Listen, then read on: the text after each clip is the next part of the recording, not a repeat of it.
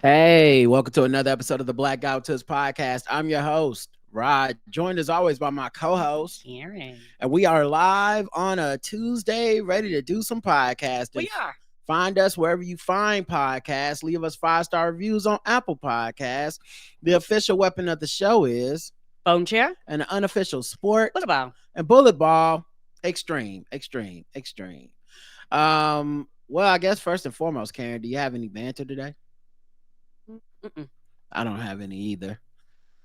Which means we can get straight into the news of the day. He Diddy be wanting the body, and you gotta tell him no. It's like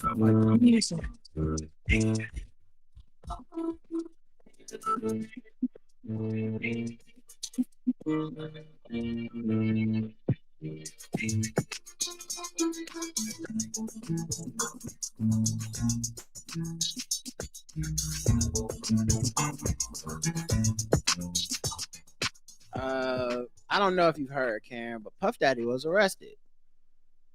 I remember you had mentioned something about that last night, and we were sitting on a chair.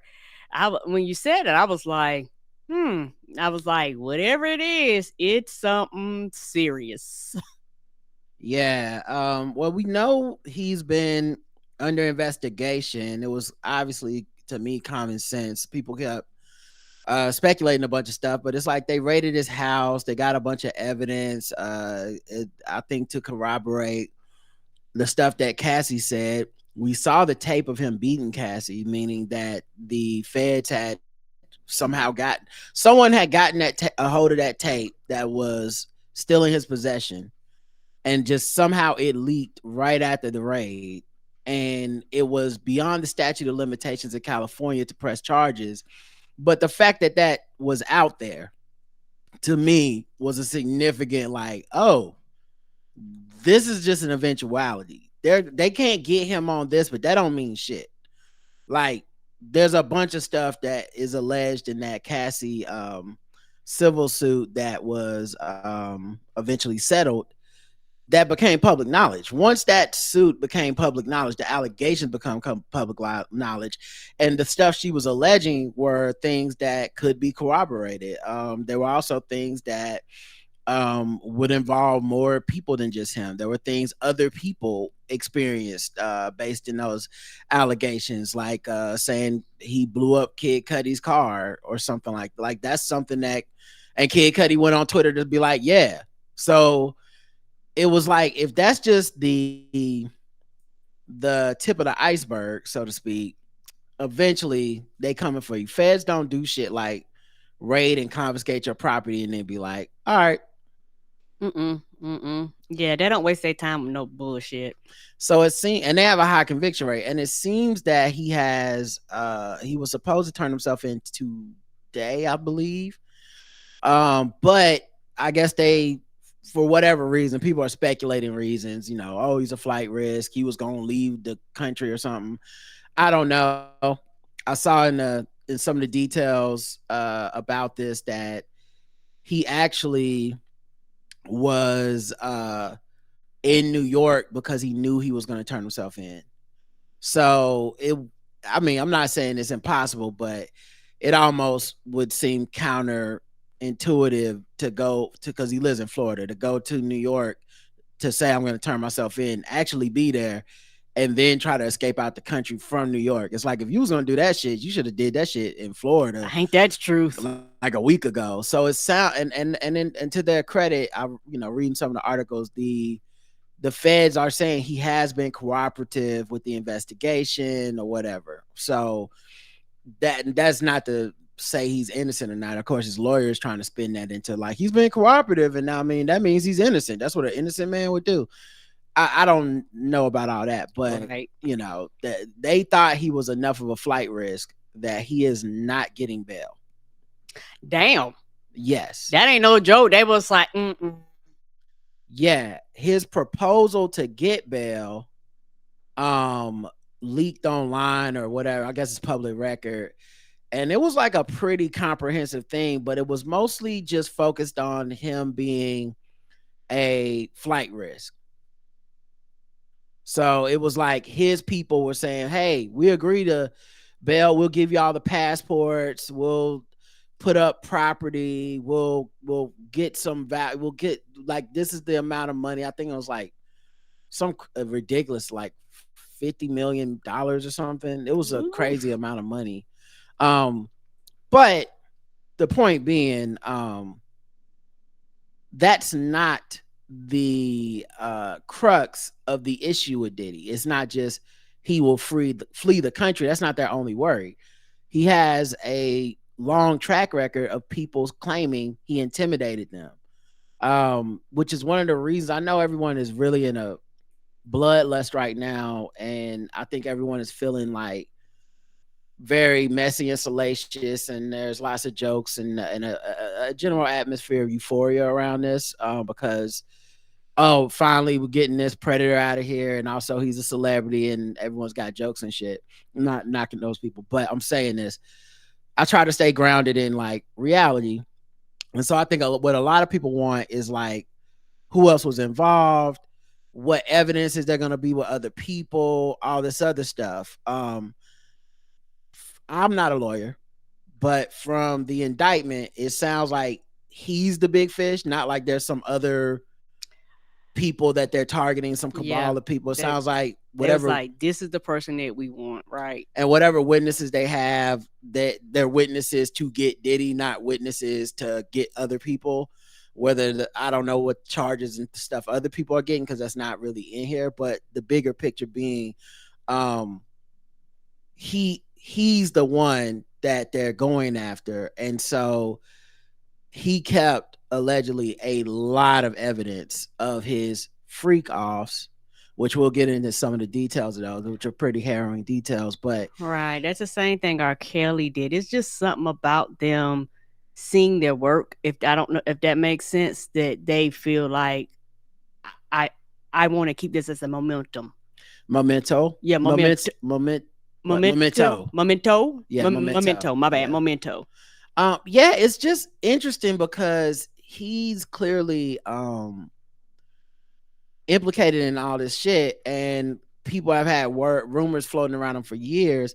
And I think what happens with us normal regular people and shit is that we get a bloodlust on for celebrities, and we want to hear some other names. We want to be, your faves is gonna be in them videos and all this shit. I don't know if that's true or not.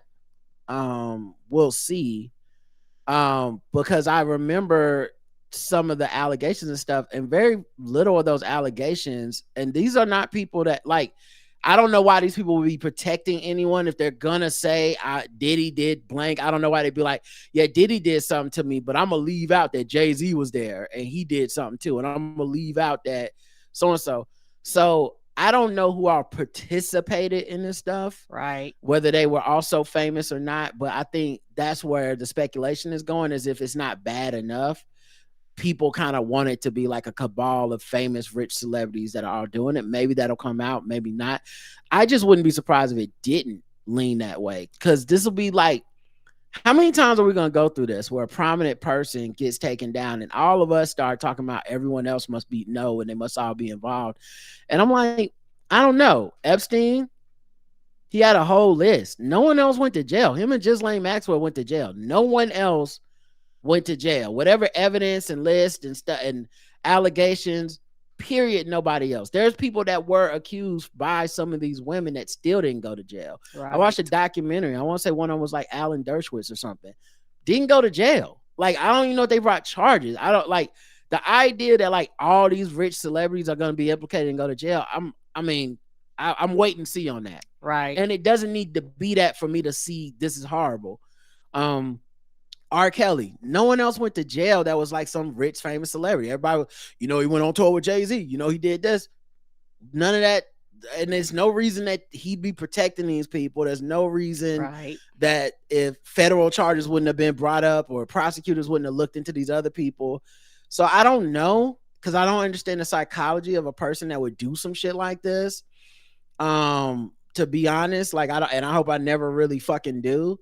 But Epstein, nobody else went down. Russell Simmons, who still hasn't gone to jail, but They're like all this, like it's gonna cascade and all these, it's gonna be a fallout with all these celebrities.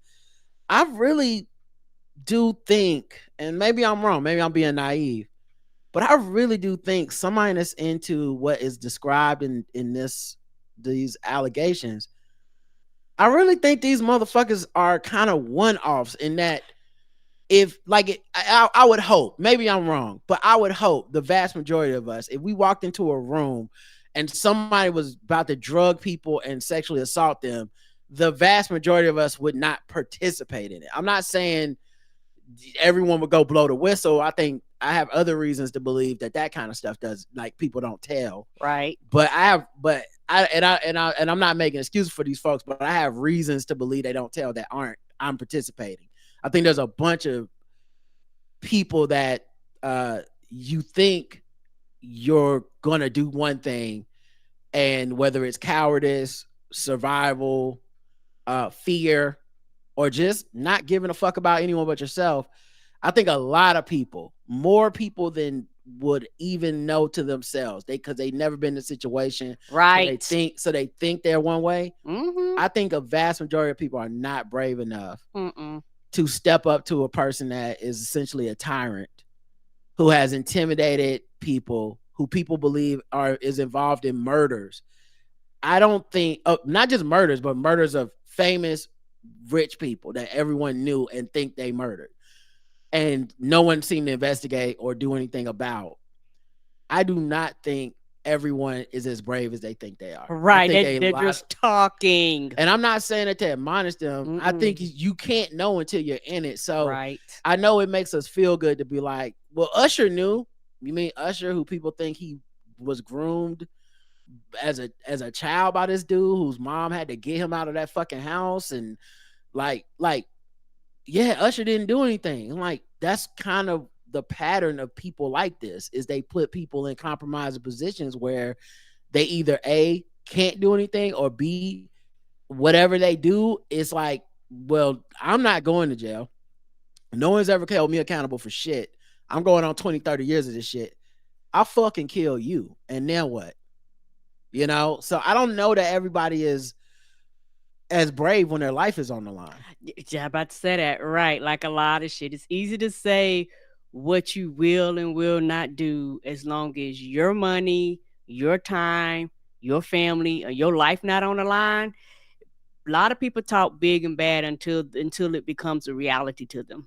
Right. And shout out to Alicia in the chat, who says the AUSA said the defendant's definition of cooperation is not the ASUA's definition of cooperation. Thank you. Yeah, I didn't see that. I knew somebody said it. It must have been his defense saying that. Not that I would agree with it. But yeah, I just think a lot of us indirectly worship celebrity and kind of hate celebrity. We're jealous of these people. And so a lot of us would hope almost that we hear a bunch of names of people so we can be disgusted and shocked by them and be like, you were involved and so-and-so was involved, right, and such was involved. And I'm just putting it on the table. I would not be shocked if we don't hear a lot of names. Like, just because what he was doing was so fucked up. I think there's hanger-ons. I think there's people in his clique, in his circle for real, like not celebrities, but like kind of like what happened with R. Kelly.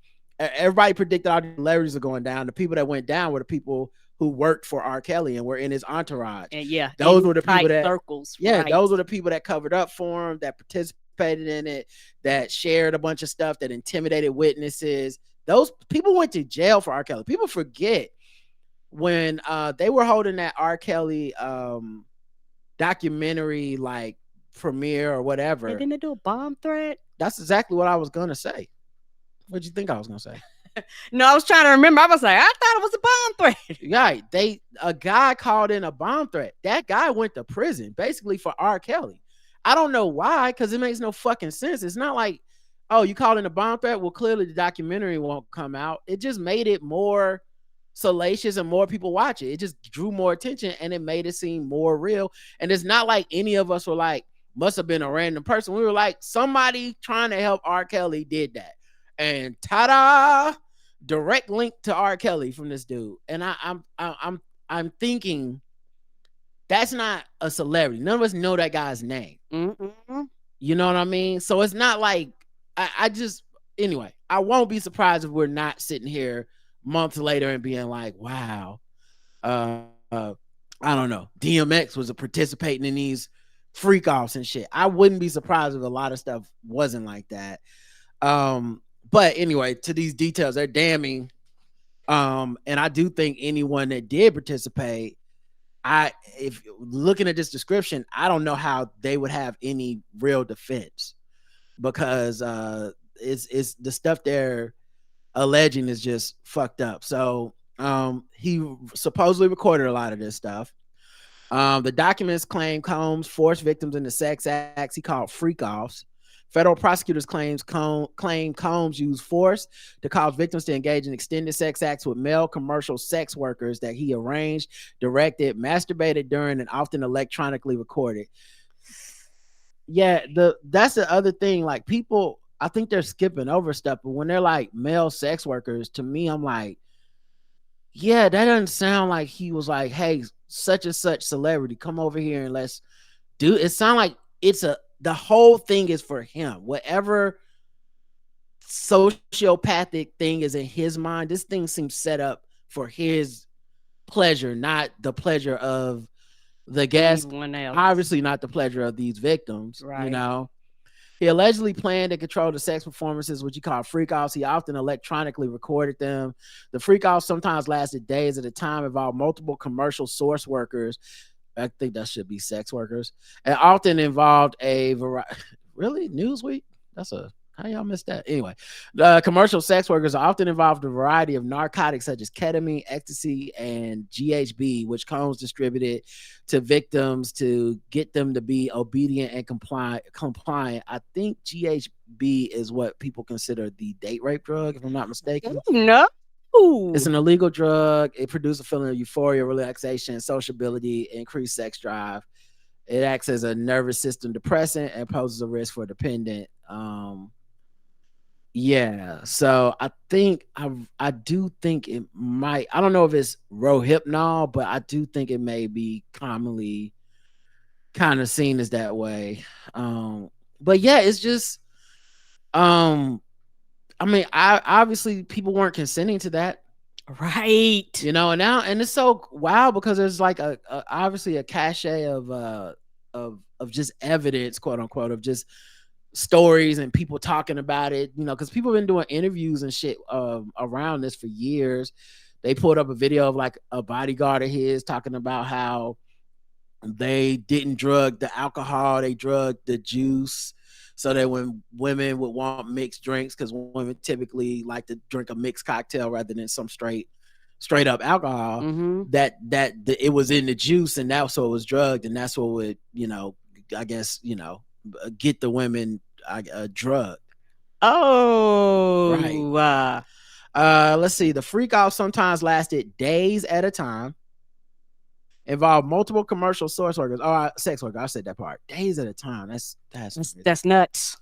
Law enforcement agencies various freak off supplies, including narcotics and more than 1,000 bottles of baby oil and lubricant. That's a lot. Yeah, stating the obvious there. Yeah. I don't like that's some Costco shit. That's some real sociopathic. But that shit in bulk. Yeah, freaky ass nigga type shit. I wouldn't even know how to order 1,000 bottles of baby oil. I wouldn't even know where to begin. You have to order that shit like kilos of cocaine or something, man. During the raids on his Miami and Los Angeles homes in March is when they seized that stuff. They also recovered electronic devices containing photos and videos of the freak-offs, as well as 3 AR-15 rifles, ammunition, and large capacity drum magazine. They also said that the guns had, I think they had the serial numbers scraped off or something, defaced. But, you know, he can always argue that those aren't my guns. That's my security's guns or something like, who knows? Right. And it's also one of these things where, how do you know everybody that he recorded consented to being recorded? I doubt it. Yeah. Right. They didn't consent to having sex. Why would they have consented to being recorded? And Cassie said as much in her thing. Right. And so, you know, from the way this sounds, sound like it's a lot and a variety of variation of different women, you know. And so there are probably women on that tape who goes, don't put my name out there, I don't even want to be involved. Like, you know, y'all might have this tape, but, you know, use that as evidence, but I don't want to be attached to I'm this. sure of Even it. if they are victims, they go, no, I don't want to deal with the bullshit that comes behind saying anything. Well, I'm sure of it, but also he has a long track record of allegedly intimidating witnesses. For the So people it's that not even just some right. I don't want to be involved or whatever. It's also some you could have been threatened, and that could be why you're not cooperating. True too. That's the reason that the government is saying he can't have bail. They don't want him to have bail, not because of the flight risk alone, but because he has a history of intimidating people. So when you burn up Ken Cudi's car as a threat, they're like, yeah, we can't have you out here because you're going to obviously, and this is one of the things that almost never, this is one of the things that whether they're well-meaning people or just stupid people think this all the time. They're like, listen, you go to court, you got a right to face your accuser. I want to know the names of the people that are accusing this person because this is da-da-da, you know. And what people always forget, or just maybe they don't think about because they want everyone to be innocent because they normally like the people they're saying this about. The person that did it, if they did it, they already know who the people are. So, like, they might be anonymous in the press or anonymous in the allegations, but if this person did it, they know who they sexually assaulted. They know when, they know where, they know how to contact them. So that intimidation factor is still in play. It's real. So, yeah. And then the problem with him is that their law enforcement is also alleging that he used a lot of his businesses and employees to facilitate this, meaning that there's ways of indirectly intimidating people, indirectly arranging. Or like giving instructions to people who might be oblivious to actually what's I don't know that they're oblivious, not oblivious, but it's he didn't do it alone, meaning that when you're talking about well, you should let him out on bail because he's not a flight risk. He's going to give us his passports. Right. And then is he gonna all the employees that he's ever sicked on people, are they gonna give up all their passports and they gonna like do not? We don't know what he's gonna do. They booked a hotel room, stocked them with supplies, including drugs, baby oil, personal lubricant, extra linens, and lighting. When the hotel rooms got damaged, they helped clean it up. They arranged for victims of commercial sex workers to travel for the freak offs, and they delivered large quantities of cash to Combs to pay for commercial sex workers. And of course there's people coming out that are saying like their stories. One of them is this girl, one of the girls from Danny Kane, who was a group that he was over. I remember that group. And she said like she went to one of these parties not knowing that that's what was going to happen, and she saw like all these women that clearly got drugged by him or something, like they're just laying on the couch lethargic and shit, and she was like, I gotta get the fuck out of here. Right. And his assistant said, well, don't leave yet. I'll give me 15 minutes and then I'll kind of help you kind of get out of here. And the singer from Danny Kane was like, I felt like this was a loyalty test. Like to see, like, here, look at what I'm really into. And are you going to snitch? Are you going to freak out? Are you going to start working with me? All this type of shit. And now she's suing. I can't remember all the details of her lawsuit, but point being, according to the internet and the way that people have bloodlust, that's a person that you would be like, this bitch knew that this happened and she didn't even do shit. She just left the room. But I think because many of us will see her, one, she's suing because she's also, a victim of all this stuff. But also, I don't think people understand like that fight or flight is real. And I can see how a person like her says, I don't think anything's ever going to happen to this guy.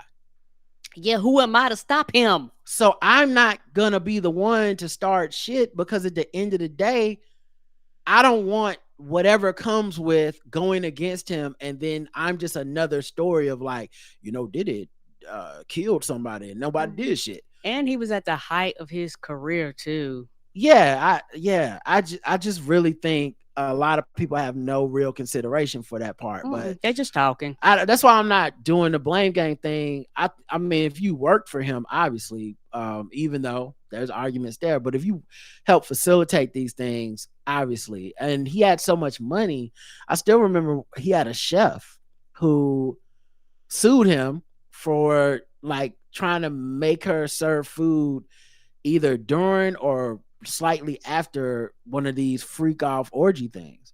And she's like, no, I'm this is not. chef. Yeah. This is not a part of my job description. Yeah. And I believe that she sued and it's settled. But like the point being, there's always been this buzz that we've seen and heard, but either people didn't care or whatever.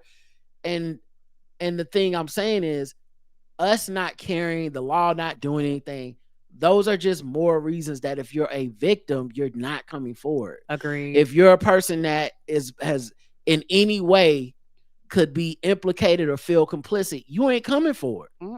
Why would you? Every time something came out, people was like, nah, oh, he a freak. Oh, he gay. That was the, he gay. Like even 50 Cent's big thing about him is ultimately he's gay.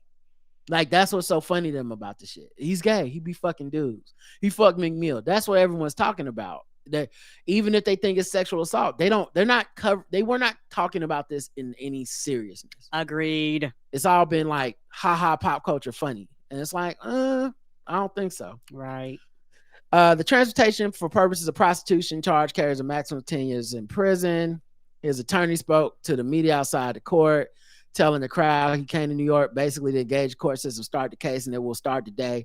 He's going to plead not guilty. He's going to fight this with all his energy and all his might and the full confidence of his lawyers. Yeah, okay. This is the same dude that put out that Instagram apology and then deleted it and left up the I ain't do nothing, all these bitches lying posts, right? Mm-hmm. Yeah. So this is just ridiculous. His lawyer also said he is an imperfect person, but he's not a criminal. We saw a tape of him beating Cassie. You want to rethink that statement? I don't have I have too much integrity to do this, but I swear to God, you don't need to go to law school to be the defense person in the media for any of these guilty dudes. Any of these dudes that do wild shit like this, I can make this up off the top of my head. This is not law. We all make mistakes. Like, yo, this nigga's accused. Fuck up.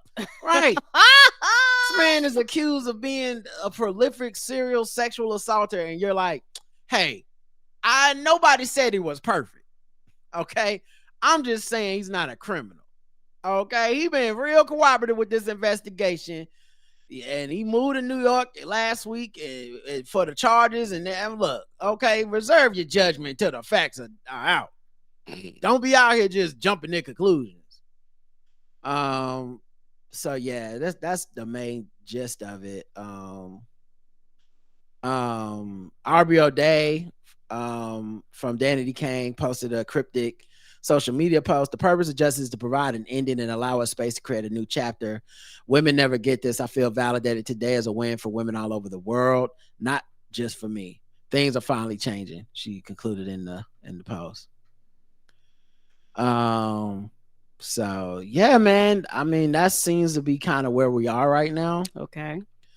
I don't know. It's just I absolutely understand why they would not give him bail.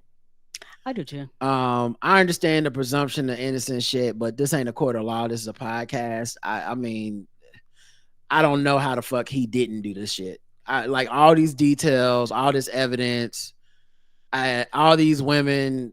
I don't, how many, like every woman's lying. All these different people from 30 years, like they're just all making it up. And then I guess we'll see what happens if any celebrities are actually involved in any real way. I just, so far in these celebrity sexual assault trials and shit, so far we've never really seen like, oh, and this guy was also doing shit. It's always been like it was just this guy and everybody that worked for him or some shit. So, Mm-hmm. but what a crazy story, man. And like I understand that Puff Daddy means a lot to a lot of people or something Yes. culturally.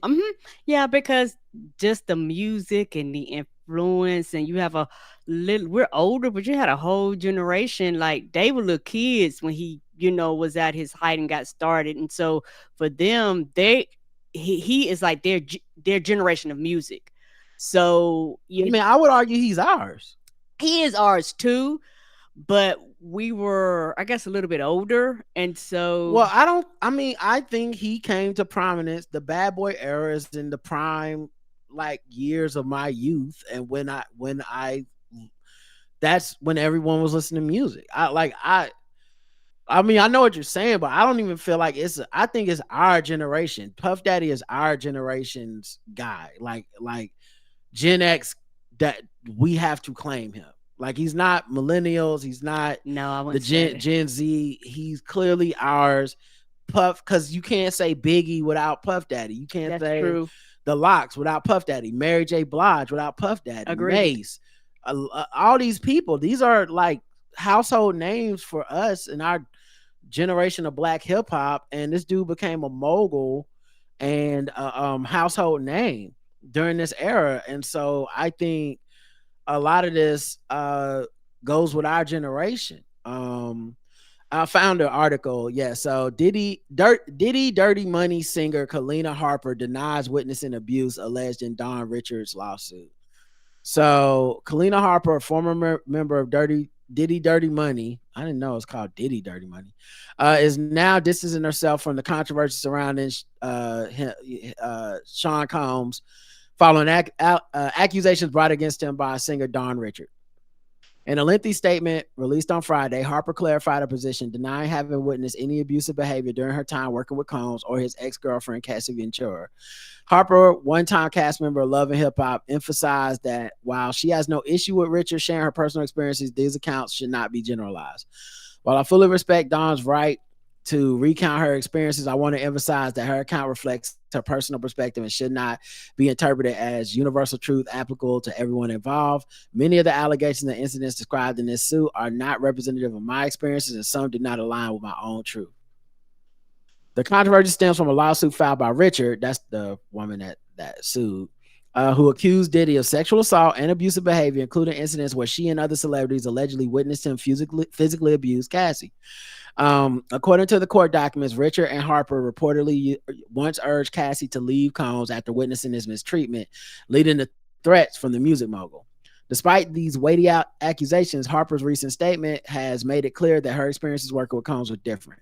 She did not personally witness any of the alleged abusive incidents described in Richard's lawsuit. Ironically, Harper was one of the few people to defend Diddy when Rolling Stone published his May investigative piece about his alleged history of abuse. I don't even know that that's ironic. Yeah, I mean, now it's like you defended him when he was accused of all this stuff in Rolling Stone, which Rolling Stone does deep dives. They don't be fucking around. They don't just publish tweets and shit. They go interview people. That's one of the reasons when Jonathan Majors, when the Rolling Stone thing came out about him, I was like, yeah, that's cooked. I don't know what to tell y'all. They went and found the people. Very rarely are they wrong. They've been wrong like a couple times in my lifetime. And the vast majority of the times they're not. So anyway, it's ironic, quote unquote, that she defended him and now she's like, I never saw him do anything. But if I'm being fair, try to be fair all the time, that would also be part of for the course for people that are these prolific abusive people. They don't let you see everything. Mm-hmm. So you just defend them because it is what happens. We've seen this happen to many a person. Mm-hmm. Hey, they never did nothing to me, so I don't think they would. That's not the so-and-so I know. And that might be true that they never did anything to you. And they may have even kept the knowledge of what they did to other people from around you. Right. I don't know. And then they have you out here looking stupid because you're like, right, clearly innocent. And then eventually somebody it's like, well, here's all this evidence. They clearly was doing shit. Well, I didn't see it. Yeah, you should have just started with that. If that was the issue, you didn't see it. Yeah. Yeah, and kept it that simple. It's like abusers know what they're doing, and it happens all the time, even with like local shit in people's neighborhood. When they go interview people on news, first thing people say, they was a good neighbor. I didn't see anything. They were quiet, things like that. But people have multiple versions of themselves, and the version they show in public is separate from the version that they show to the people that they abuse. And also, I think some of us owe Eminem some credit. Okay, I know y'all blacks on the internet, y'all hate Eminem.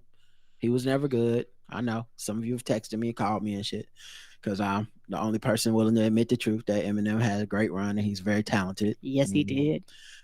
Even with his music being cringe and all that shit, Mhm. it was never a matter of lack of talent. And he had some hits, and yeah, he was that dude for a little bit. Come on. Well, he's been shitting on Diddy for a minute. He's been shitting on Diddy for a minute in his songs. And one of my favorite is Fuel. Yes. I've played it in the pre-show before for people. I won't play it here just because fucking YouTube would demonetize our shit and all this stuff. Right. It'll possibly even take it down. Correct. But Fuel has my man Jid on it. Oh, I love me some Jid. And it's got Eminem on it, and it's one of the best songs of the year.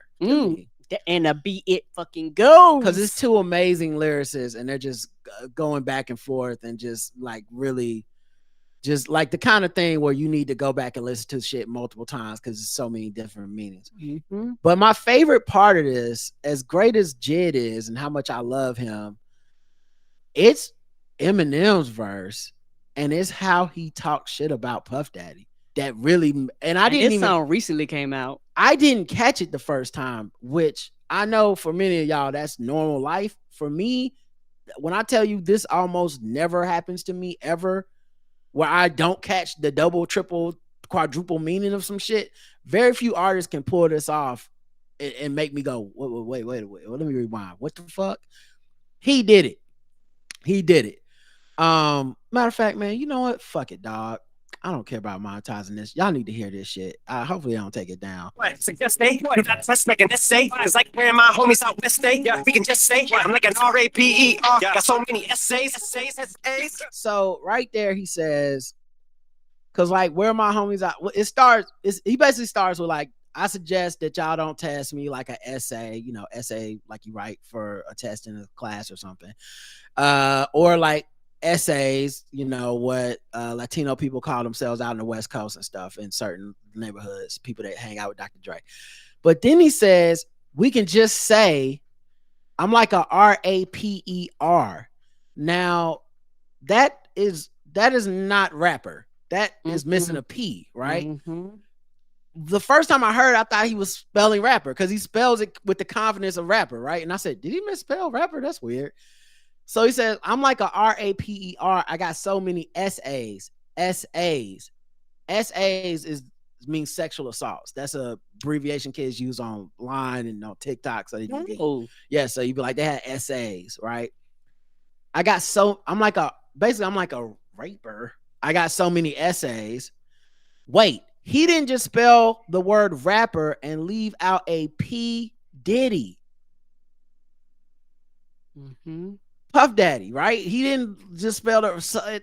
It's so fucking clever. Then he says, R.I.P. Rest in peace, Biggie and Pac. Both of y'all should be living, because people have, for years have implicated Puff Daddy in the deaths of those two. Mm-hmm. And he says, but I ain't trying to beef with him. Nope, because he might put a hit out on me like Keefy D.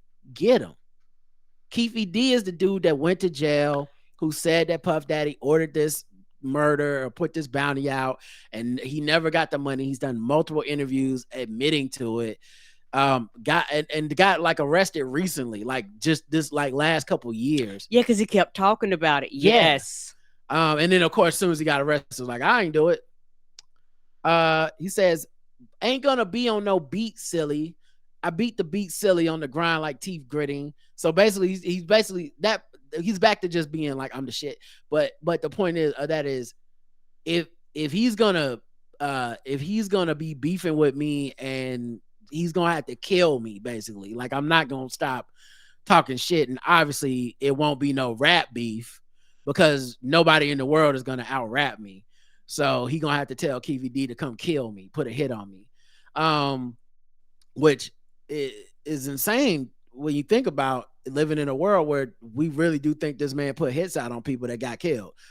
Shout out to Eminem for literally living his raps on that one, because I know a lot of people have probably put them Puff Daddy disses back in the fucking vault after they heard some of these harrowing stories. They're like, yeah, maybe not this one. You know, even the Locks don't really talk shit about Diddy no more. So that was the first version. Then he had the remix of Fuel featuring Westside Boogie and Grip. From Little Caesars to Field Arenas, I made it big. Word to Little C's, Fuel remix. So who will be picked next? Who's gonna be next up? Notorious Big's death was the domino effects of Tupac's murder, like facial tissue. Whose clocks should I clean next?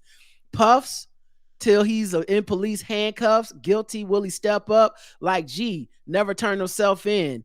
Who knows all the murders they'll pin on me mixed up. Prepare for me to not choose none of my words carefully.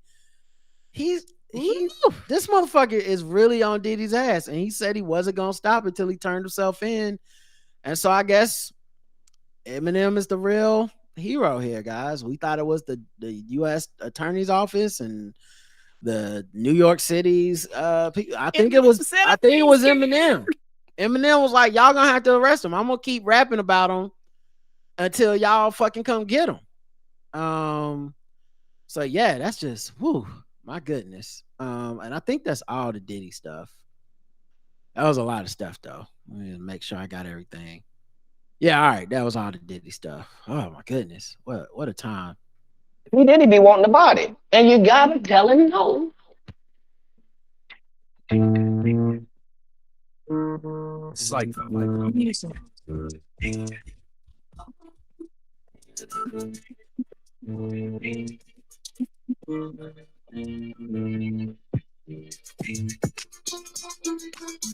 all right, there's other news that happened too. The NYPD did some NYPD shit.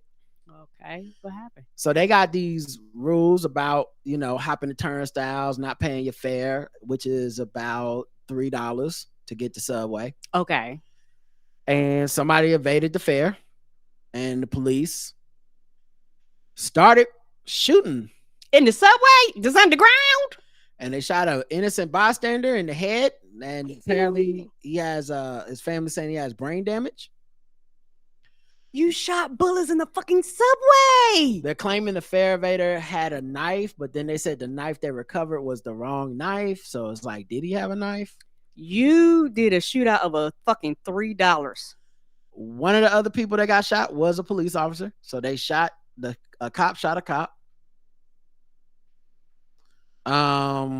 The suspect was wounded as well. Didn't when they started this, people's like, this is stupid, this is going to be abuse, and it's nothing but a few bucks. Like, why y'all fucking down here fucking just harassing people instead of just having somebody go, hey, don't do that, and everybody move on with their fucking lives? And this was a big thing that Eric Adams and his corrupt administration were pushing, because he's been a very big proponent of the same thing Trump does, crime, demagoguing, like, crime.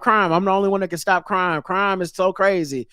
Don't look at the stats that crime is down. Believe me, believe your feelings. Crime is up. It's more dangerous than ever. And I'm the only one that can stop you. We need to put more police in the subway. We got to give them more guns. And everybody's like, if that happens, something fucked up is going to happen, because it will just increase the amount of interactions, and y'all be the ones shooting people. And guess what? They shot some people. No, but and guess what? You're gonna taxpayers' money got to pay for a lawsuit because you shoot my fucking family member in the head, bitch. I'm suing. A crackdown on fare evasion is part of that, the push to stop the violence. And so, how much money are y'all losing to justify y'all going down there having a fucking shootout over $3? yeah, because like you said, they're gonna lose a lawsuit for sure. Yes. And you've already invested all this money and time into even putting all these cops down there. Right, you're paying, and the quote unquote crime, most likely not the crime don't happen in the subway, but these officers could be doing other things other than being below ground in the subway. The police have not named any of the officers or anyone involved in it yet. They do say they have body camera footage showing the suspect threatening to kill the officers if they followed him before confronting them with a knife. The footage shows a train pull up to the station. As the confrontation escalated, the officers fired tasers at the man to no effect as he attempted to board the train before he jumped back to the platform. At one point, he's advancing on one of the officers with a knife. The officer stands back, draws his weapon, and both officers at that point fired. Two bystanders, a police officer, and the suspect were hit for $3. For $3. Yeah, man. I don't know, dog. I don't know. I know being an officer is tough and all that shit, but that just who was helped by any of this? Right. Oh, New York City is $3. Got it. You know that anyway. Speaking of New York City, so there's this program they have where homeless children, students can get trips to Disney World. Okay. And so it's like a cool idea. I like it. I do too. It's intended to enrich as enrichment for students living in shelters and other temporary housing. Also included excursions to Washington D.C., Boston, and Broadway shows. Right, to expand their horizon and get them outside of the city. According to the report released this month, Linda Wilson, the Queens regional manager for the office that supports the students in temporary housing, took her own children on the trips that were paid for through grants for homeless students and encouraged employees she supervised to do the same, but keep quiet about it. That's right. People that work for the school system that use the program that's supposed to help the children, the unhoused children, they use that shit for their kids. Did the kids even go on a trip? No. I mean, they sent some kids did not get to go because the seats were taken. Right, because they took their spots. She said, "What happens here stays with us," according to one staffer. She denied bringing her two daughters on trips or encouraging staff members to bring their children. She called the special commissioner's probe a witch hunt. Yeah, I hate to be like this. The internet gonna tell, because trust, somebody got some pictures you show, because you didn't take a trip all the way down to fucking Florida to Disney World to come back with no evidence that you went, bitch. The investigation began after a whistleblower brought a complaint in March 2019. The special commissioner's report, which concerned trips that took place between 2016 and 2019, was completed in January 2023, but only made public September 9th. The special commissioner's office said in an emailed statement that the report was not released because of the pending administrative actions. That's a long time to be pending. January 2023 is when it was completed. It is now.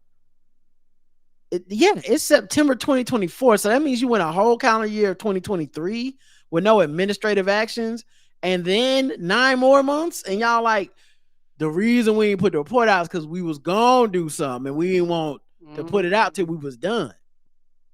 According to the report, Wilson forged permission slips to bring family members on trips and evaded City Department of Education oversight by using the outside agency to book travel arrangements. Some of the trips were intended as college tours, but the students and chaperones never actually visited the campuses. So we just going to DC to turn up. We'll say we went to Howard later. The group, including Wilson and one of her daughters, as well as one other staff members and their children, ate lunch at Syracuse University during a June 2018 trip, but never toured the school. They left and went to Niagara Falls instead. Come on, man. What? Come on, man. What are y'all doing? Because stuff like that, like when you do tours, they get your name. Like they know who is doing this shit on their campus. You don't think nobody's going to verify that shit? Come on, man. Why are you... What? What is this? You just took the trip. Just pay for the shit out your own pocket and take the fucking trip. Oh, girl, baby girl.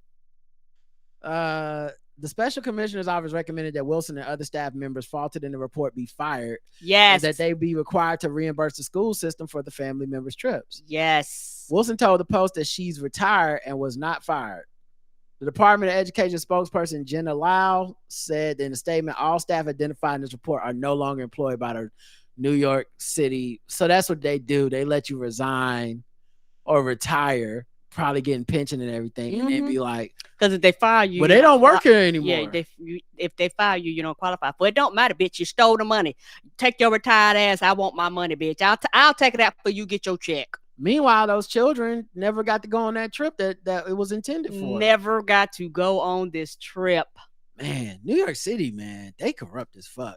It's like every day I'm just reading about another motherfucker going to jail or getting accused of some shit. Just fire department people is dirty. The police is dirty. Yeah. Everybody dirty. Yeah, you better watch out. You got my PD that they're gonna be running up on y'all mayor next because Officer Mayor Eric Adams. Because the way he roll and how he like to be seen all in the videos and shit, something ain't right, y'all. Right. Some says it's fucking with black people. I don't know the race of those kids, so I can't say. And I don't know the race of the people that did it because their pictures ain't in there, which is always interesting. Ain't it interesting? New settlement alert: Home Depot to pay $2 million following false advertisement of product prices. Oh shit, what happened? So basically, they're called scanner violations. You go to the store, you pick out your item, you see, oh, it's $27. You bring it to the fucking register. You saw it as $27 at the thing. They ring it up $32. You don't remember because you was not like you sat there and was like $27. I remember that. You probably bought several things, but when you go to check out, it ends up being higher than it was. Mm-hmm. My question is this: is Home Depot the one we don't fuck with?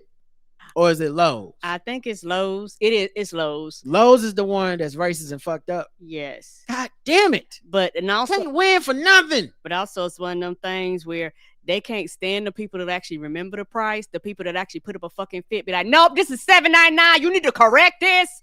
And all you're doing is causing an unnecessary confrontation between them and the cashier.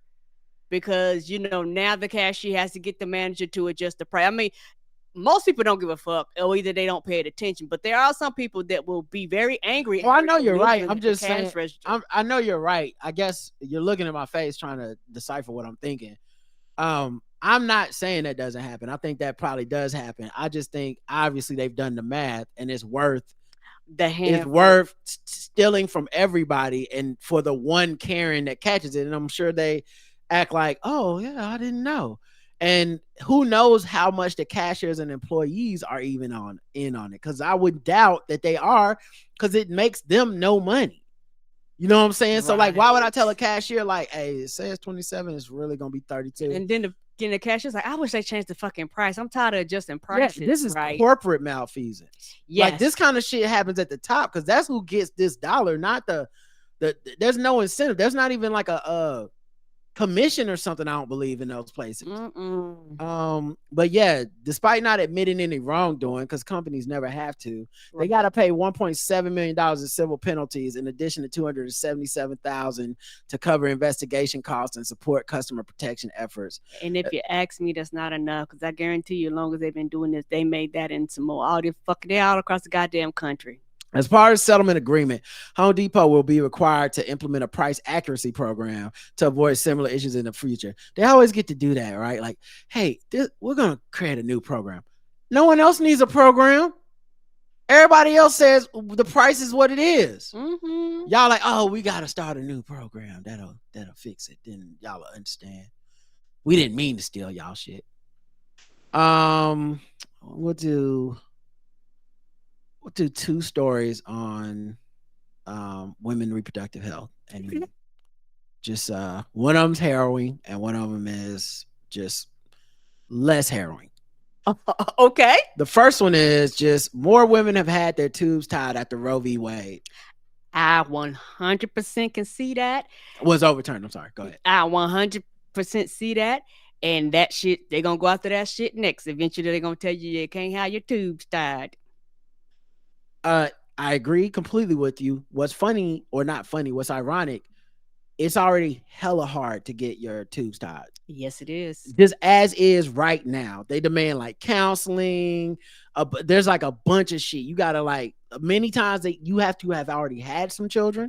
Right. Because they will say, well, you might change your mind and then you can't just, whatever. Like, it is very hard as is to do this. And then women are now, of course, getting it more because it's like, you know, I need some certainty. Because at least with the option of abortion, I had some level of like alternatives to deal with life. You making me have a fucking child I don't want to have and I don't have any legal recourse is insane. And that might be best case scenario as you have that child. Because in this next article, like I said, it's kind of harrowing. I'm sorry, but this is what our show is for. And you know, as long as I'm here, I'm gonna try to spread some awareness, make people know what's on the line with our votes and all this shit. A Georgia woman died after the hospital delayed life-saving procedure due to state abortion law. Amber Nicole Thurman, a 28-year-old medical assistant from suburban Atlanta, tragically died after her hospital delayed a life-saving procedure due to Georgia's restrictive abortion laws. Thurman experienced a rare complication after taking abortion pills where not all the fetal tissue was expelled from her body. Ooh. So she went to Piedmont Henry Hospital needing a routine procedure called a dilation and curettage to clear her uterus and stop a dangerous infection. However, under a new Georgia law passed just that summer, performing DNC could be considered a felony in cases related to abortion, with limited exceptions. Doctors face the threat of prosecution and up to 10 years in prison. They violate the law. This legal risk caused a deadly delay in her case. Yes, I've been listening since a lot of these states have passed these laws. There have been many of cases that I've heard of situations like this, how people were their body was having like natural miscarriages, because you know your body sometimes just has a natural miscarriage. And to help the process, people would take Plan B to speed up the process because your body's already going through the process and it might not be able to do it on its own. So a lot of times the doctors will give you these pills in order to for you to go through the process quicker. And so it was this one lady who was saying that she was having a miscarriage, and she said she went to multiple hospitals. She was saying she was bleeding out and they kept sending her home. She was, just pools of blood and shit like this. And she was saying it basically took days for it to pass through her body. You know, she's basically like you're at home and you don't have the medication or any of those things to relieve the pain. And so, it was just one of those things where a lot of times women end up being sterile after a while. They end up catching all types of deadly diseases, things that affect them, things that could affect their children, things that could affect them from having future children. Because the thing is, no matter what people say about this, they go, well, we're not banning it. It's not about you banning it. It's about understanding human behavior. So the rules are written and they're vague enough where they're going to get the results they want without actually implementing them into law. And the reason why I say this is because you say this, but guess what? Doctors are human too.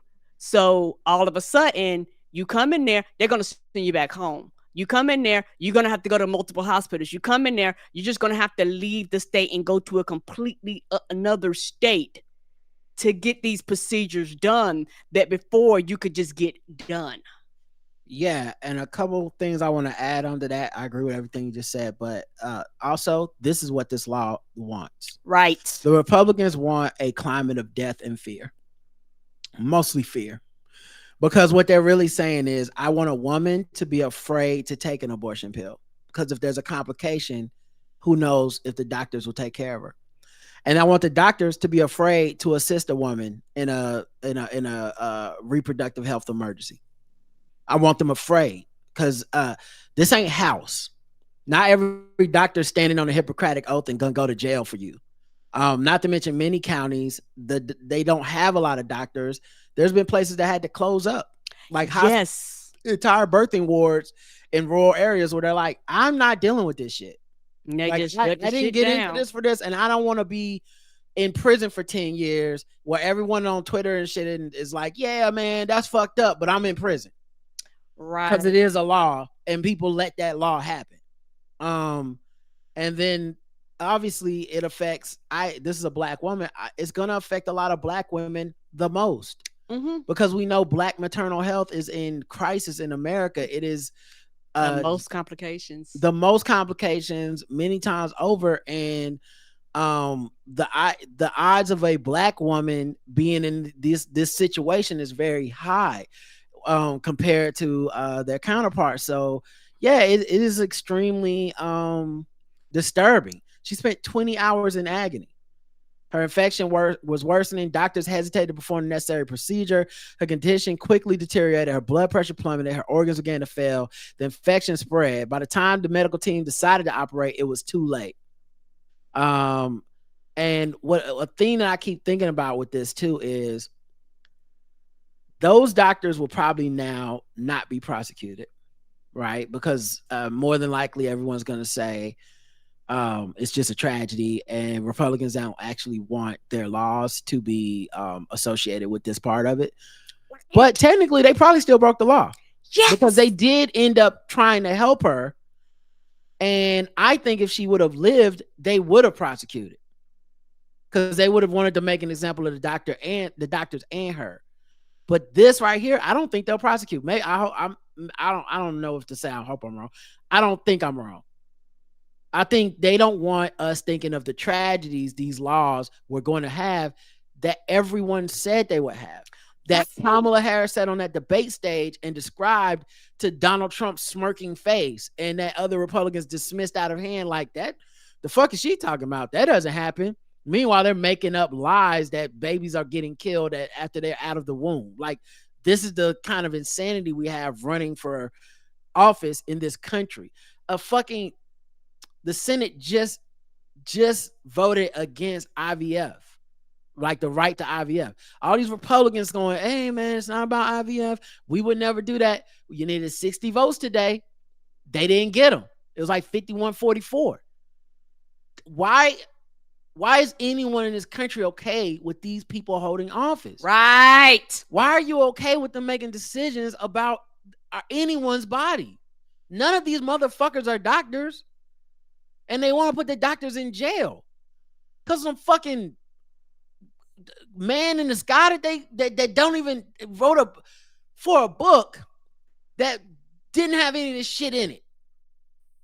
Okay? A book that did not conceive of hospitals and abortion pills and medical life-saving shit. Like, just a book designed to make people be like, produce as many children as possible. And they were like, we're going to take this shit and run with it. That means you can't be gay. That means you can't have an abortion. You know what I mean? You somehow you can't have IVF as well. That's not in the book. That shit didn't even exist. What are we doing? Why are we letting our country be run by these fucking idiots? Sorry, but damn, someone died because it's bullshit, and she's not the first and won't be the last. Yep. And it all goes back to 2016. Yes. When we fucking knew a Supreme Court seat was open, and that wasn't good enough for people. That wasn't a good enough reason. They fucked around. You're mad at fucking RBG or whatever the fuck. I'll never be mad at her. Me either. I'm not because mad at you let us down. You, the person that refused to fucking do the right thing, let us down, and that should be on your conscience way more than RBG thinking, oh, I think I'm gonna be able to have a woman swear me in. Everyone thought that shit. You sat at home and you let the shit happen, and now look at us. People are fucking dying because it's ineptitude and apathy. Mm-hmm. All right. Try to move on to something funnier. You good. That's why I say I Frustrating. will stay on people's asses about that. And the black ones too. Everybody try to like it's the white folks. Nah, some of you niggas too fucked around. And it's one of them things where you might not have played a quote unquote huge role, but you played the part. Yeah. It's disgusting, but it was also extremely predictable. Right. We knew. Right. There's no excuse for we knew and we still let it happen. There's no excuse for what happened. None. All right, let's do a little bit of fucking with black people. Here we go. Fucking with black people. fucking with black people. Fucking with black people. Fucking with black people.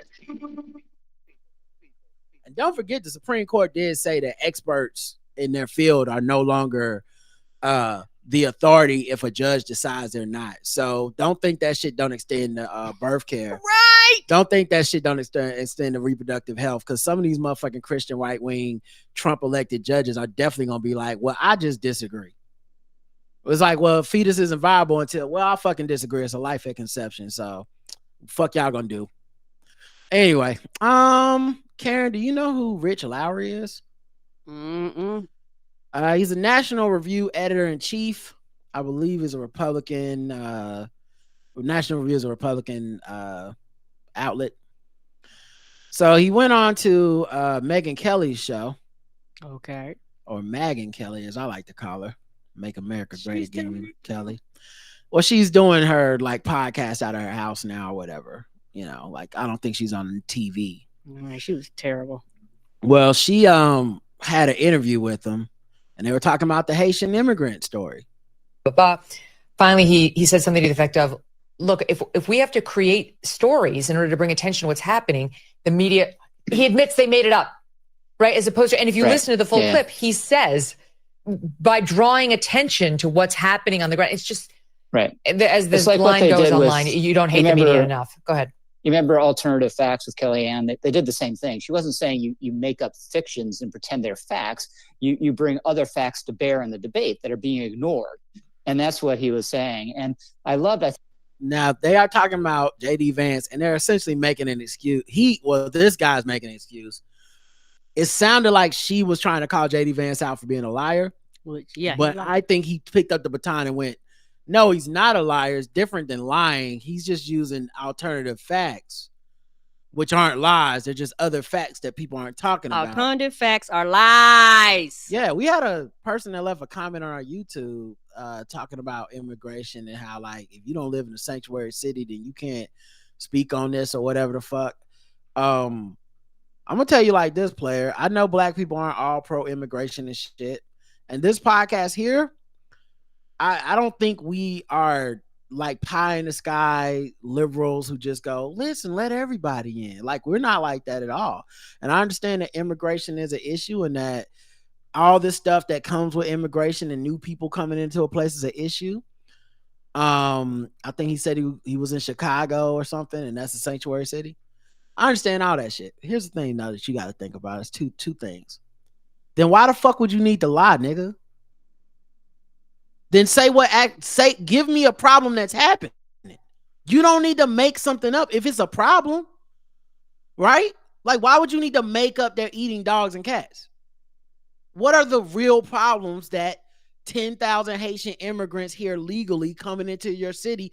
What are the real problems that this caused? Because it seems like if you're claiming that this is a problem, you should be able to use facts, not hypotheticals. Right? The second thing is Chicago. Interesting what other stereotypes about Chicago come out about black people. Yes, sir. Very interesting what these Republicans would say about your black ass and the people that live in Chicago and what they want me to believe about y'all. Should I just accept that at face value and their alternative facts? Should I just be walking around like, well, shit, the Republicans said it. Clearly, that's what's happening. No. So we work in facts here. We'll get to you Saturday, but just you don't notice. And I know you be listening, so you go ahead and start typing up your excuse today so we can get to it Saturday. I wouldn't pay attention because it felt like some bull. It felt like some bullshit, my man. And I'm like, we don't be on no bullshit over here, and we're not just some like weirdo fucking leftists that just be like, guys, I felt the same way about crime. I'm not gonna say no dumb. We don't need police. We do need police. Black people want police. I do. I don't just run through like the pie in the sky shit. Immigration does need to be regulated. Period. Yes. There's real concerns. But then why the fuck would this nigga need to lie? Think about it. And he said also like black people in Chicago weren't gonna vote for Kamala, and we'll see, nigga. We'll see. I think it was in that interview. Chicago, where Michelle Obama live? That's what he said. We'll see. Okay. I can't wait to see those fucking exit polls if black people literally are not gonna vote for Kamala Harris. Yeah, it was kind of a wild read. It took me on a ride. It said in Chicago, you will see on election night how the black vote will not swing in Kamala Harris' favor due to the immigration policy. Sure, buddy. Right. Sure, buddy. We'll see. All right, but back to this clip where Dana Bash says, the police have gone through 11 months of recordings of calls, and they've only found 2 Springfield residents calling to complain about Haitian migrants. Oh, no!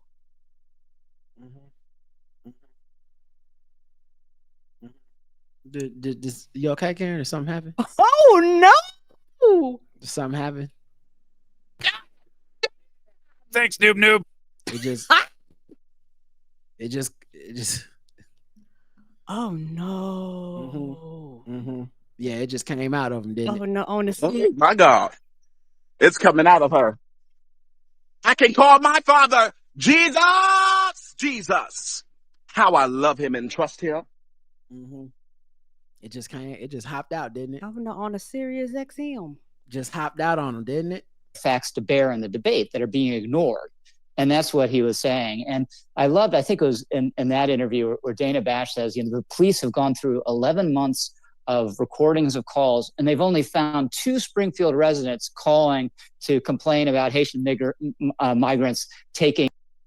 You can't cover that one up. Geese from ponds. Only 2 calls. And I think one lesson of this whole story, people don't care about geese. People really hate geese. They all things considered, yeah. I think people would prefer Haitian migrants to come and take the geese off the golf course, right? So it's pets, yeah. It's the cats. How often do you have to talk like that for that to slip out? You not correct it or catch it? And for Megyn Kelly to sit there and not say shit, just to be like, yes, geese. I mean, me and you do this podcast thousands of episodes. You say shit all the time that make me go, wait, what? All the time. This motherfucker said the N-word. I'm a loose cannon over here. On live Sirius XM, and she was like, cool. I can't even say the N-word on Karen Hunter's show on live Sirius XM without, it'll definitely be a record scratch that day. Yes. It's like, who the fuck does this? Unless you say it all the time. It's like those news clips where they're talking about MLK Day and the news anchor is like, celebrating Martin Luther King Jr. Oh, I'm sorry. And you're like, you know who I've never heard make that mistake? Any black person in my entire life forever. How's that possible? How is it possible 0 black people have ever called him Martin Luther King Jr. by mistake, but multiple news anchors have been saying Martin Luther King Jr. before? Multiple people in public, white people. It's an interesting coincidence. Okay, I'm not saying you meant to do it. I'm just saying it's a slip up that's not gonna happen to everybody.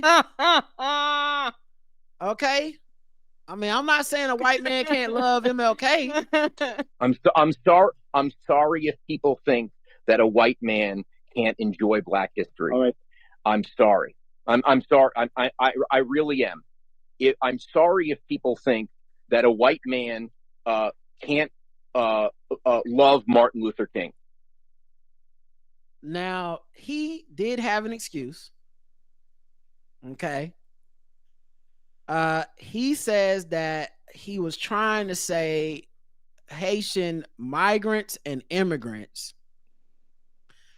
and that it somehow ended up sounding like the N-word. Nope, you said the N-word. He said that, you be talking like that, and then it just, it sound, how we accidentally say it all the time on here.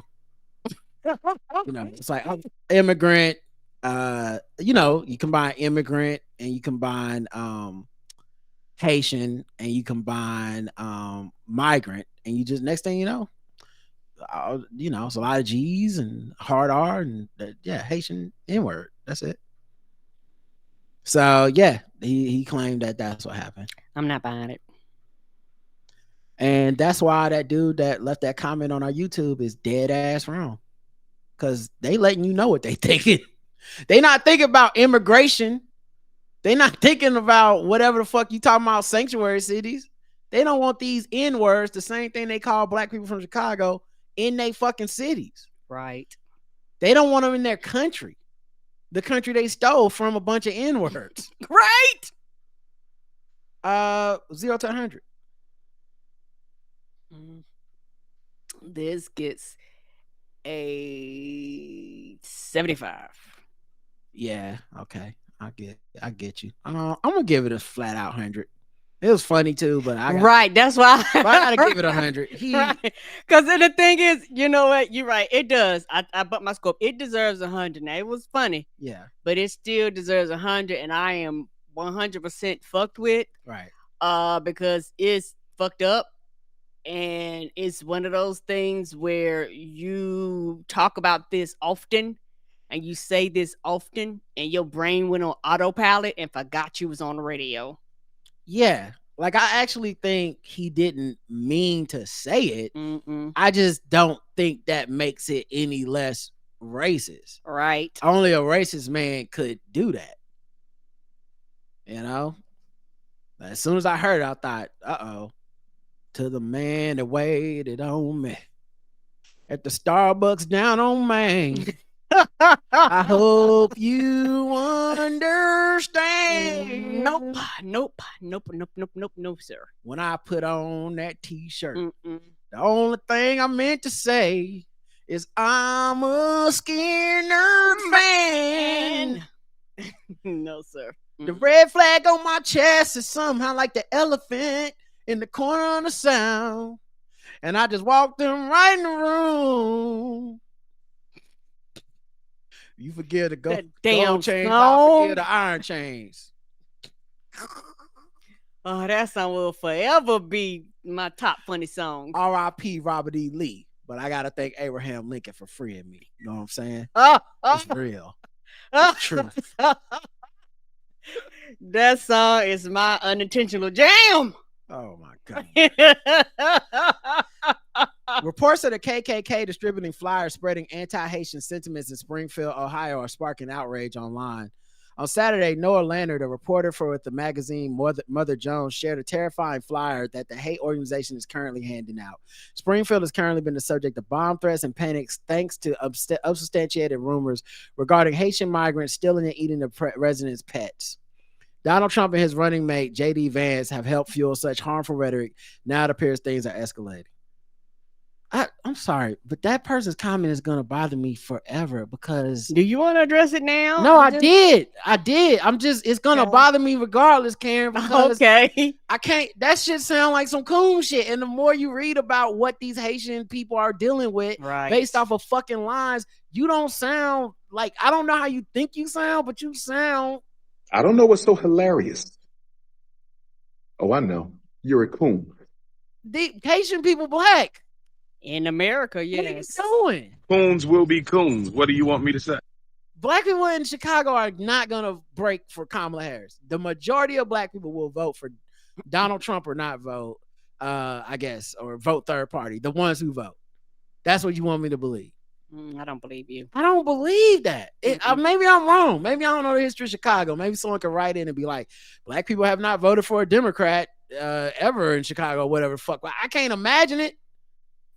The Democrats keep winning their local elections, and them motherfucking people is crazy. Them mayors I be seeing, I'm like, damn, y'all really, the Republicans must be terrible. Anyway, sorry. As I read about this, it's just the comment becomes more outlandishly coonish. Foreigners and Haitians out, there's no place in America for this filth. We don't need more police. We need mass deportation. 1/4 of Springfield is already in poverty. Now $2 million being used to care for these beasts of the fields. Join us and stand against forced immigration, said the KKK. And apparently that brother that comments on our YouTube, they in alignment on this one. And what's so funny is that I was I think it was like a YouTube. They the local news had talked to a person who owns a business there, and it was a white dude. He was like, "I love the Haitians here." He was like, "They come to work, they be on time, they do their jobs, ain't no mess, they hard working." And he was like, "I actually want more." Like that white dude was like, "Hey, I don't have no problems." Mm-hmm. You know, because what happened is like a bunch of jobs are there, but they didn't have enough people to fill the jobs. I always say, man, the relationship between Mason Dixon needs some fixing. All right, Karen. What? It's real. It's true. Dear Mr. White Man, I wish you understood. Yes. What it's like for me growing up in the hood. Yes, you know that song about I'm fucking like hard. Django Bojangling. Yeah, Roger memorized that goddamn song, y'all. I covered my face because somebody in the chat accused me of just reading it. Yeah, he's not. I promise you, he know that goddamn song. How long you been listening to the show, nigga? We did a whole episode on that shit. Oh man, Roger randomly does that song periodically. I look at him like, the fuck is happening? Anyway, 0 to 100. That gets 100.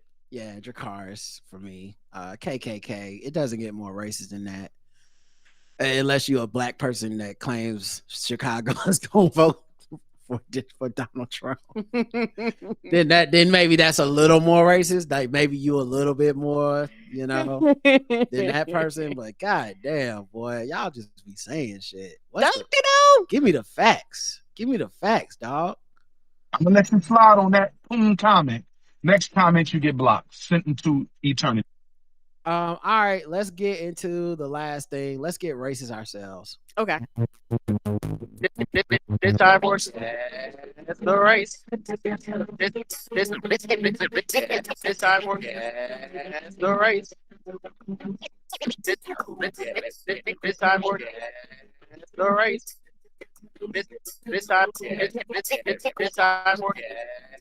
the race.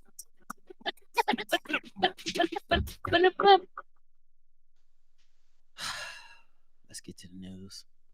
Let me know if y'all can hear this in the chat, because this is a news article that I'm going to play. I'll play a few seconds and stop, because if not, I have to figure something out with the audio. But let me know if y'all can hear.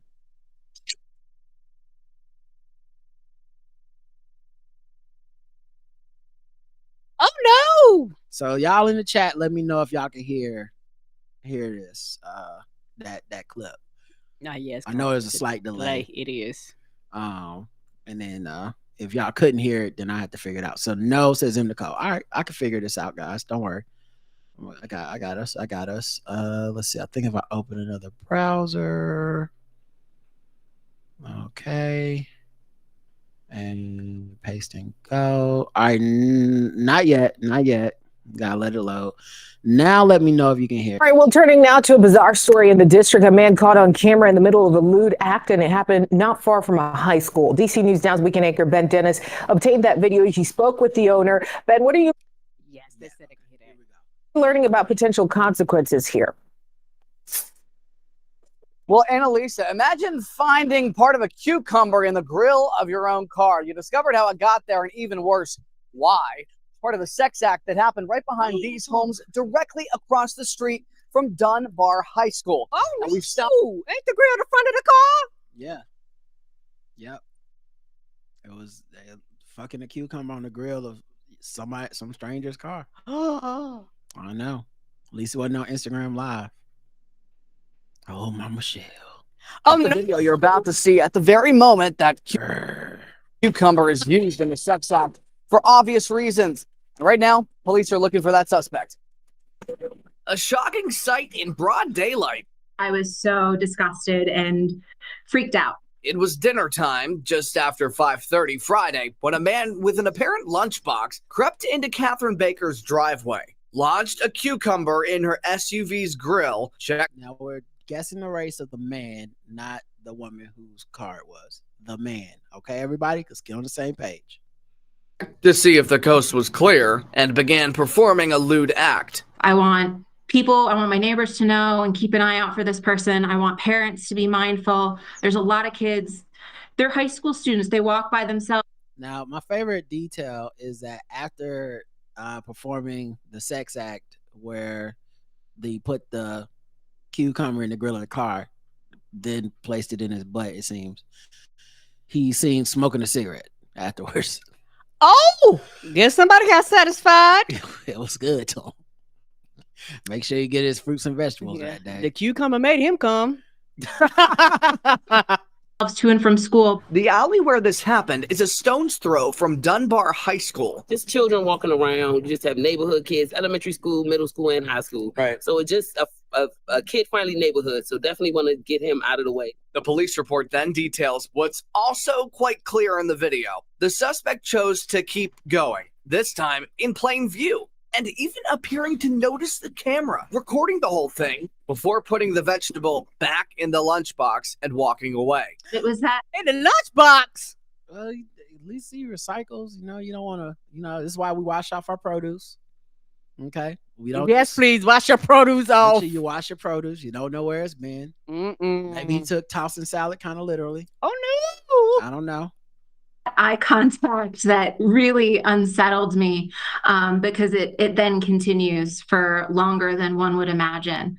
DC's indecent exposure law says that any public penetration for sexual gratification violates the law. Penalties include a fine up to $300, prison time no more than 90 days, or both. And having that happen on your property with your car, that's definitely a concern. We all have to be vigilant about this kind of thing. And Baker says that she has not seen this man before. In addition, police, while they are looking for the suspect, it is unknown if he has been seen performing any other sex acts publicly in previous moments. Check the produce department. Gotta get the produce police on this one. All right, Karen. Guess the race of this man. They didn't say his name. They haven't caught him. White. Karen's going white. Let's check the chat room. See what they believe. Let's see. My mouse is acting up. He keeps a bottle of baby oil on him. White. Automotive freak. White. VeggieTales white. Fat freaky ass cracker white. Freaky ass cracker with a steady ass side. The correct answer is, I think everyone said white. Mm-hmm. You all got it wrong. He's black.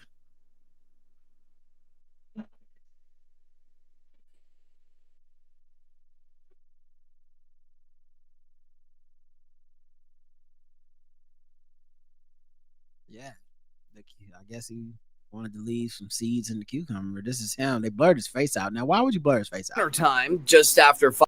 Why are you blurring his face out? You know what I'm saying? Like, are you doing the criminal a favor? Or is it so bad that you're like, this shit's so embarrassing, I just want the police to catch you without the world knowing? How did he figure out the car? Was he scouting? Yeah, that right there. That grill look right there. That's part of it too, I guess.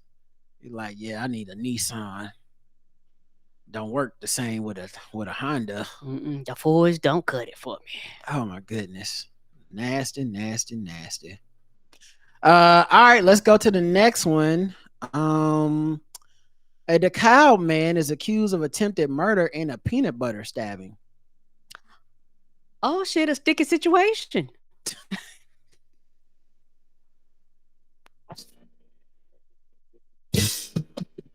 Yeah, I haven't read the article yet, but I bet he's nuts. I wonder, was he spread too thin? I think so. I wonder if the police got there in a jiff. That's a good one. All right. So let's get to the story. Okay.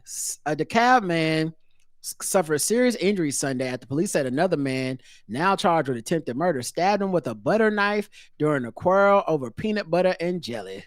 He stabbed him hard because I clear a butter knife is designed to cut butter. It don't cut too much anything else. Right. For you to slice somebody with a butter knife, bitch, you had some force. It was peanut butter jelly time. It wasn't to know. Where you at? There you go. If convicted, Owens could face up to 30 years in prison. His name is Javon J. Owens, 23. No, Javon. Mm-hmm. He's charged with first-degree attempted murder. The defendant is only 23 years old and has now pleaded guilty to 2 crimes of violence and has 3 crimes of violence pending, said the circuit court judge Philip Montgomery. All occurred within 18 months. The stab wounds the victim received were sufficiently serious that he had to be transferred to a local hospital, to a Chicago hospital to be treated. Chicago, where they hate the Haitians, apparently. Northwestern Medicine Kishwaukee Hospital staff reported a stabbing victim Sunday. A witness told police that Owens and another man were arguing over peanut butter and the victim not cleaning up after themselves. So he was mad. He's like, you just leaving crumbs and peanut butter and shit all over the place. Stab, stab, stab. The witness said she tried to put herself between the 2 men to de-escalate the argument.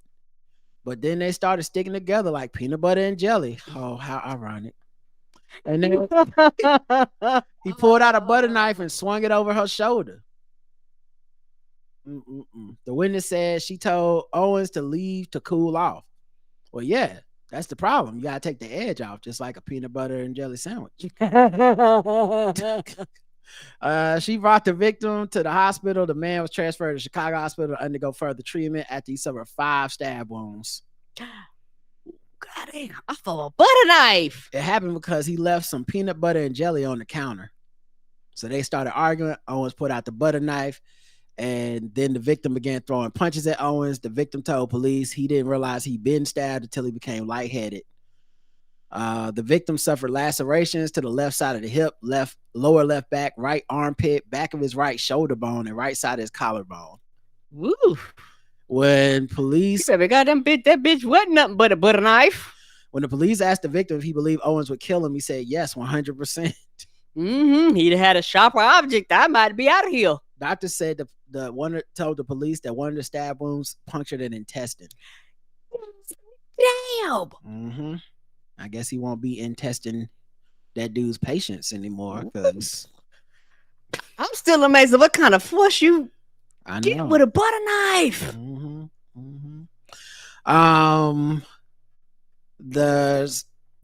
He has a violent criminal history and he doesn't follow court orders. He was on probation for a different crime at the time of the stabbing. Oh damn, I'm assuming that broke the probation.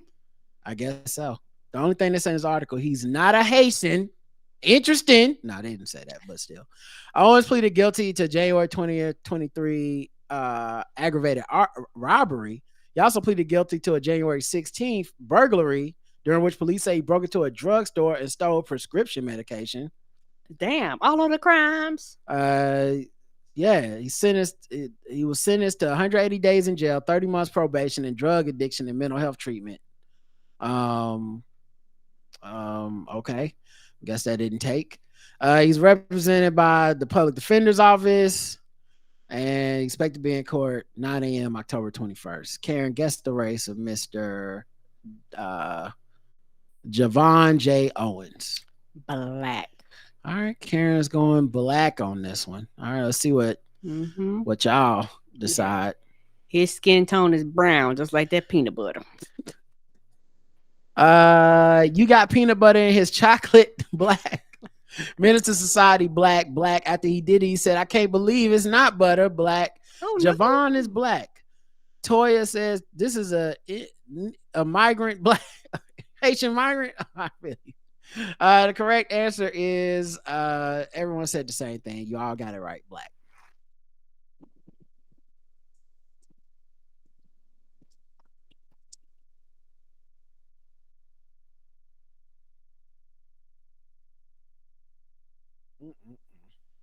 Damn shame. Going to jail for murder, attempted murder for peanut butter. That's crazy. Peanut butter. I like peanut butter. Peanut butter ain't never made me angry. I mean, that's the thing. He like it too. Oh, a little bit too much. My bad. He like it a lot. Like, I kill a motherfucker for this Peter Pan. Disrespect Peter Pan in my house? Hell no. Disrespect a Peter, we got problems. Right. All right, let's go to the bonus round. Karen is 1-1. I'm 1-1. Yeah, I missed that first one.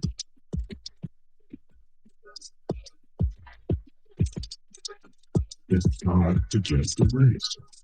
It's time to guess the race. It's time to guess the race. It's time to guess the race. You think he did it in the last story? Of course, yes, he did it. Damn, Skippy. A woman. The hell is wrong with you? A woman has been busted for dildo battery again. Not a repeat offender. Again. For the second time in 2 years, a Florida woman has been arrested for dildo-related domestic battery. Chelsea White, 35. Did the batteries run down on the dildo? I mean, I don't get it. I mean, just keep some backup at the house like me. I don't understand this. Different type of battery, Karen. Domestic battery, not double D batteries. Chelsea White, 35, and her boyfriend were in the kitchen about to eat when the man discovered that his missing glass dildo was inside her backpack. Her backpack. So he was like, "What the fuck you doing with my dildo in your backpack?" Okay. Why you got my dildo? Right, you dildo thief. During the 11 p.m. tussle that ensued, White and the 35-year-old victim exchanged assorted blows. After the pair briefly separated, the man told cops she began hitting them after he went to grab the backpack. White was standing in the kitchen and threw the glass dildo at her boyfriend. The dildo missed his target, instead hitting the door and waking the couple's child. Oh, God. Kids is in this. Oh.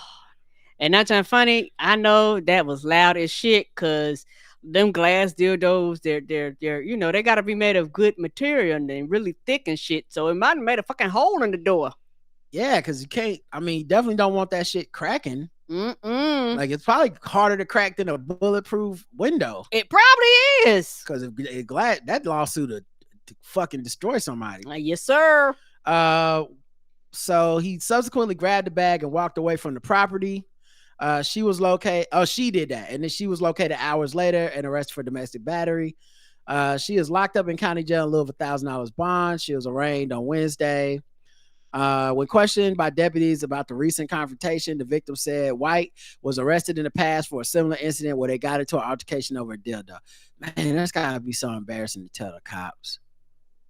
And it's just like, so what happened? Like, she threw a glass dildo at me. Oh, what happened? Did the battery went down or did something? It was my dildo, first of all. Yeah, fucking gender role uptight cop. Okay, anyone can own a dildo. Correct. Oh, okay, so you like gay or something? No, she's my girlfriend. Okay, just listen, man. She beat me up with my own dildo. I just want to press charges. Right, it's a problem. Okay, well, this is kind of odd. Well, it's actually the second time. So can we do something about it this time, please? If you dig in there, you can find another report with my name attached to it. Right. The first detailed in these pages, White was busted in late 2022 when a verbal argument over a handbag and a sex toy turned violent. So this is her MO. White investigators charged kicked and bit the victim, who asked her to return the sex toy because he owned it. However, she refused to get a sex toy back to the victim. Is the dildo like a toothbrush? How, like, I know people that are like in couples that they say if you use that toothbrush, that's like gross. But if you come in their eyes, that's just beautiful sex play. Like, is that what a dildo is like for people too? Where it's like, hey, my dildo. I don't know. In relationships where it's two people that use dildos, everybody got to bring their own dildo to the party. I just want to know the rules. I don't know the rules either. You know what I mean? Like, what's up with the double-sided dildo? Do you have a designated side? Like, is everybody like, you might, write my initial on one side and the other yours side on the other, right? And the tween shall never meet. White subsequently was found guilty of battery and sentenced to 12 months probation. She was also ordered to pay about $800 in fines and court fees, and required to complete a batteries intervention program. I guess it didn't take. It's unclear if it was the same dildo involved in both incidents. Oh no. Well, I don't know the shelf life on a glass dildo. I don't know if it's like a forever thing or just like I'm assuming it's forever, but you never know. Okay. I'm pretty sure you take good care of it. It's meant to be passed down from generation to generation. I don't know. You gonna put it in the washing machine? What do you do? Dishwash it? I don't know. I don't know. You don't. Not my turn. Not my table. You do not dishwash them. I don't have enough. I don't know. Anyway, Karen, guess the race. Black. Karen's going black. Let's check. What's the names? Did they have names? Yeah, I said her name was Chelsea White. Oh, Chelsea White. White. Okay, Karen's going white. All right. Let's check the chat room. Did they have lube in the backpack too? White. They had 1,000 bottles of baby oil. Too good to use a cucumber white. I said I'd be your girlfriend, but this wasn't part of the dildo. Windex white. Dildo bag is white. White. Everyone went white on this one. And everyone's correct. She was white.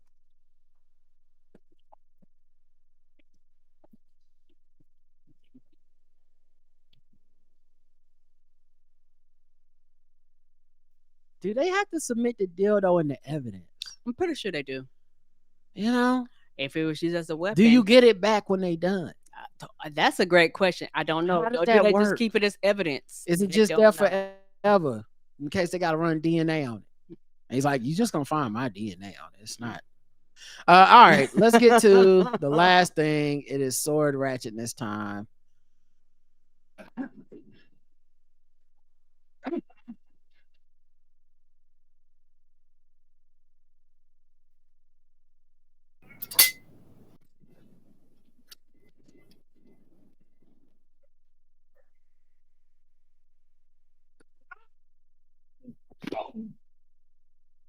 All right, sword ratchetness time. Go around the globe, find different articles, and we talk about these swords out here. This one's from YouTube. Murdering his father and stepmother with a sword. A York County man charged with murdering his father and stepmother with a sword enters a plea 5 years after their deaths. Welcome to News 8 at 5:30. I'm Lori Burkholder. And I'm Brian Roach. Police say LeVar Fountain confessed to murdering 74-year-old John Fountain and 65-year-old Mary Fountain inside their family home in York back in 2019. And Jerry Gish is here now with these new developments. Jerry, this is a story that you covered when it first happened. Yeah, Lori and Brian, it was a grisly crime. Court documents from that time reveal Lamar Fountain admitted to police he used a sword in his room to kill his parents and several dead animals. He was supposed to go to trial this week, but now he's entered a no contest plea in their murders. Under a no contest plea, a defendant does not acknowledge having committed the crime, but agrees the prosecutors have enough evidence to secure a conviction. Attorneys agreed during the legal proceedings. Oh, the old Home Depot defense. Proceedings that Fountain doesn't remember the deaths in 2019 due to his mental condition at the time. Fountain told police he had been diagnosed with schizophrenia and had not taken his medication for several days, which made him anxious. Fountain's defense attorney declined to comment. She did say her office had filed paperwork to use an insanity defense in the case if it had gone to trial, but it was her client's decision not to. First-degree murder counts that would have carried a mandatory life sentence were dismissed. Fountain is scheduled for sentencing November 8th. Your own parents. Right, both of your parents. And they were probably the ones taking care of you. Right. But don't keep swords in the house. Come on, man. Right. Almost none of these stories ever have a good ending where it's like, and thank God a sword was involved. All right, y'all. That's it. Thanks for listening. Balls Deep is gonna be Friday. We may or may not do a show tomorrow. Just literally depends on how I feel. Might take the day out just so I can have a day off. And yeah, that's it. And then Thursday, you guys will get should get a movie review. So until next time, I love you. I love you too. Mwah. Bye, everybody.